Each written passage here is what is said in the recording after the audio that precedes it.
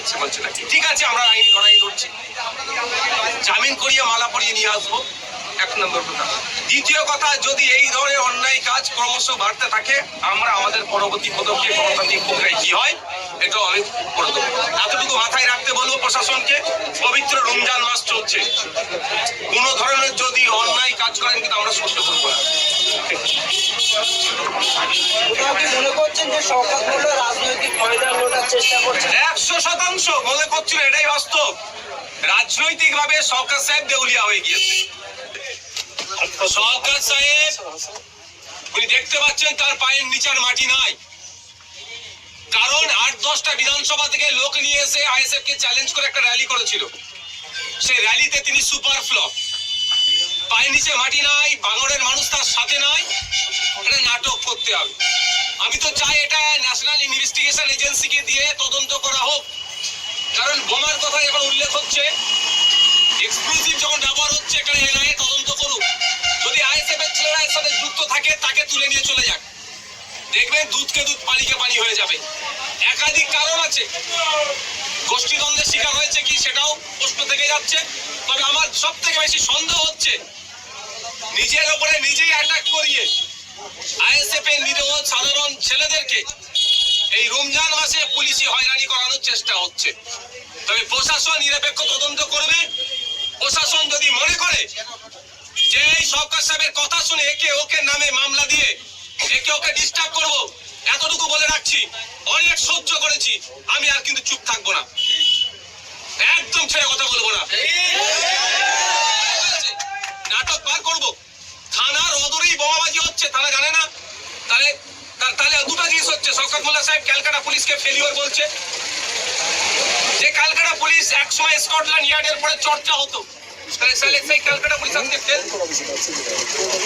সঠিক তদন্ত হলে হয়তো দেখা যাবে শওকত সাহেব তার লোককে দিয়েই 12-13খানা গাড়ি তিনি নিজে মুখে স্বীকার করছে, পুলিশের এসকর্ট আছে তার সাথে, তিনি নাকি জেট সিকিউরিটি পান, তারপরেও তার গাড়িতে মেরে দিল। এই নাটক হচ্ছে নাকি? সঠিক তদন্ত হলে শওকত সাহেবের নাম উঠে আসবে, তিনি এই ধরনের কর্মকাণ্ড করেছে তার দলের কাছে ভাবমূর্তি তার ফিরিয়ে আনার জন্য, তার সিকিউরিটি যাতে ইনক্রিজ আরো হয় তার জন্য। লাস্টে কি অভিষেক ব্যানার্জি যে সিকিউরিটি নিয়ে ঘুরে, মমতা ব্যানার্জি যে সিকিউরিটি পান, সেই ধরনের শওকত সাহেব কি চাইছেন নাকি? এই নাটক হচ্ছে। এই রমজান মাসে ভাঙড়ের মানুষকে অশান্তির আগুনের দিকে ফেলে দেওয়া হচ্ছে, ভাঙড় চাও রাজ্যের মানুষ কিন্তু এটা মেনে নেবে না। আমাদেরকে কি বলা হচ্ছে, আইএসএফ এর ছেলেরা নাকি বোমাবাজি করেছে। আরে আমাদের গরিব ছেলে 1 কিলো আপেল কিনতে গেলে 250 টাকা লাগছে, নাশপাতি 300 টাকা, শসা 60 টাকা, মুসাম্বি লেবু কলার ডজন আপনার 70 টাকা। একটা বোমের দাম কত? 2-2.5 টাকা কম বেশি হতে পারে, আমার জানা নেই, তারপরেও বলছি ও টাকা থাকলে আমরা পেটে খাবো। সারাদিন রোজায় আছি, সন্ধ্যাবেলা ঠিক করে ইফতার করতে পারছি না আমাদের ছেলেরা, আমরা বোম মারবো?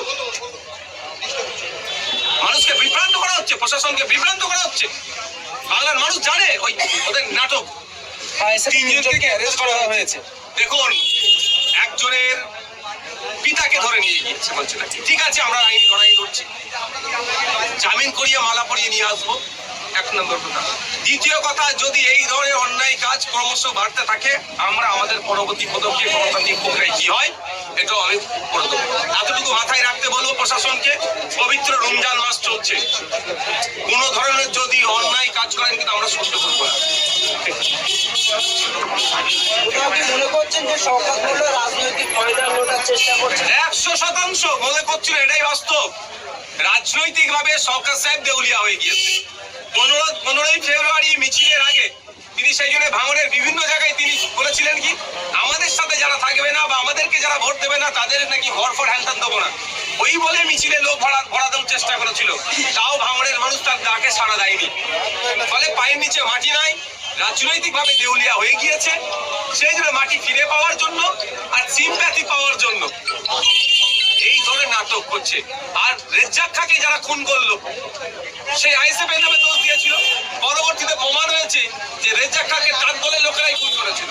এটাও যদি সঠিক তদন্ত হয়, বোমাবাজি যে চাকরটা সঠিক তদন্ত প্রমাণিত হবে, যেখানেও শওকত সাহেবদের দলের বা তারা এই যে গতকালকে ঘটনার জন্য আপনারা কি কেন্দ্রীয় দলকে সংস্থা দেখুন আমি আজকে আসছি আমাদের নেতৃত্বদের সাথে কথা বলি কি হয় সেহেতু এখানে বোমার কথা উল্লেখ হয়েছে এক্সপ্লোসিভ এখানে ইউজ হয়েছে স্বাভাবিকভাবে এটা ভয়ঙ্কর ব্যাপার ভোট আগিয়ে আসছে এই ধরনের এগুলোকে বন্ধ করতে হবে আমরা এই পক্ষে কোনোদিন পক্ষে ছিলাম না সুতরাং এটা একটা জায়গায় আটকাতে হবে তার জন্য রাজ্য প্রশাসন কি করছে দেখি রাজ্য প্রশাসন যদি সতর্ক ভূমিকা না নেয় কেন্দ্রীয় এজেন্সি দ্বারস্থ হবে এনআইএ দ্বারস্থ হবে আমার এই বিষয়টা জানালে যদি হয়ে থাকে তদন্ত হোক না তদন্ত হলে আমি বলছি বোমাবাজি বলে না আপনার ভাষায় গুলি বলে সবটাই শওকত মোল্লা সাহেবদের অর্থাৎ তৃণমূল কংগ্রেসের সাথে নাম আসবে চ্যালেঞ্জ করে বলছি রোজার সময় কলকাতা থেকে ঢিলছড়া দূরত্বে কলকাতা পুলিশের আওতায় বারবার ভাঙড় উত্তপ্ত হচ্ছে প্রশাসন এটাই তো প্রশ্ন মমতা ব্যানার্জি ভাঙড় ডিভিশন করে দিলেন তারপর আবার শওকত মোল্লাকে উপহার দিল শওকত মোল্লা সাহেব ভাঙড়ের দায়িত্ব নেওয়ার আগে পর্যন্ত 2021 থেকে 2023 কেউ একটা বলতে পারবে কারো মানুষের একটু সেই মত পার্থক্য হয়েছে টেনশন হয়েছে কিন্তু লাশ পড়েনি কেউ ক্ষতিগ্রস্ত হয়নি ভাঙড়ের কেউ ক্ষতিগ্রস্ত হয়নি যেই শওকত সাহেব দায়িত্ব নিলেন তারপর থেকে ভাঙড়ে হিংসায় মারামারি খোলাখুলি এই ধরনের হচ্ছে এর দায়িত্ব তৃণমূল কংগ্রেসকে নিতে হবে এই ভাঙড়ের সমস্ত সর্বপ্রথমটাই শওকত মোল্লা সাহেব শওকত মোল্লা সাহেব দায়িত্ব নেওয়ার পর থেকে হিংসা মারামারি খোলাখুলি ভাঙড়ে বেড়েছে আরে বাবা তৃণমূল কংগ্রেস তো এটা পুরো যুক্ত আপনারা দেখেছেন শুভেন্দু অধিকারী মহাশয় যে সিটের বিধায়ক নন্দীগ্রামে স্পেশাল অবজারভার দিয়েছে ৭৭টা বিজেপির এমএলএ জিতে আছে এখন খাতায় কলমে আপনার ৬৪ না ৬৭টা হয়েছে একটা স্পেশাল অবজারভার দিয়েছে কোন জায়গায় শুনেছেন কেন ভাঙড়ে আর ভাঙড়ে কাকে দিচ্ছে মমতা ব্যানার্জি যাকে বলছে তুই বোম বাঁধিস কাকে দিয়েছে তাহলে মানে বোঝাই যাচ্ছে তৃণমূল তো ওটাই জড়িত নাই 2021 সালে আইসি জিতেছেন অর্থাৎ আপনি জিতেছেন 2026-এ আপনাকে কি হারানোর জন্য শাসক দল খবর পেতে লেগেছে দেখুন তো লাগবে এটা স্বাভাবিক আমি দলিত আদিবাসী হিন্দু মুসলমান নির্বিশেষে মানুষের কথা বলি শিক্ষা স্বাস্থ্য কর্মসংস্থানের কথা বলি ভাঙড়ের সবজিওয়ালাদের বিক্রি এই আপনার কৃষকদের আয় বাড়ে তার কথা বলি ভাঙড়ে হসপিটাল ভাঙড়ে স্বাস্থ্য কেন্দ্র ভাঙড়ে স্পোর্টস কমপ্লেক্স ভাঙড়ের ছেলে মেয়েদের কাজ লেদার কমপ্লেক্স এই সমস্ত ভাঙড়ের লাইব্রেরি যেটা আছে দুরবস্থা আছে লাইব্রেরি চালানো নতুন বাস রুট নতুন রাস্তাঘাট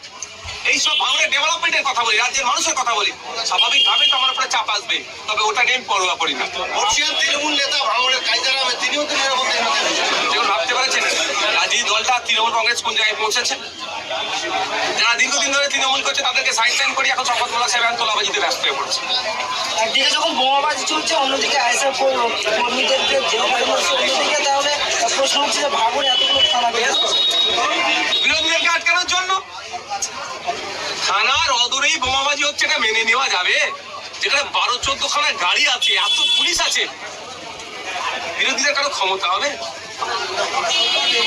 নাটক হচ্ছে এগুলো অজিত চৌধুরীকে সাপ হয়ে দংশে আর রোজা হয়ে ঝাড়ার কাজ হচ্ছে এটা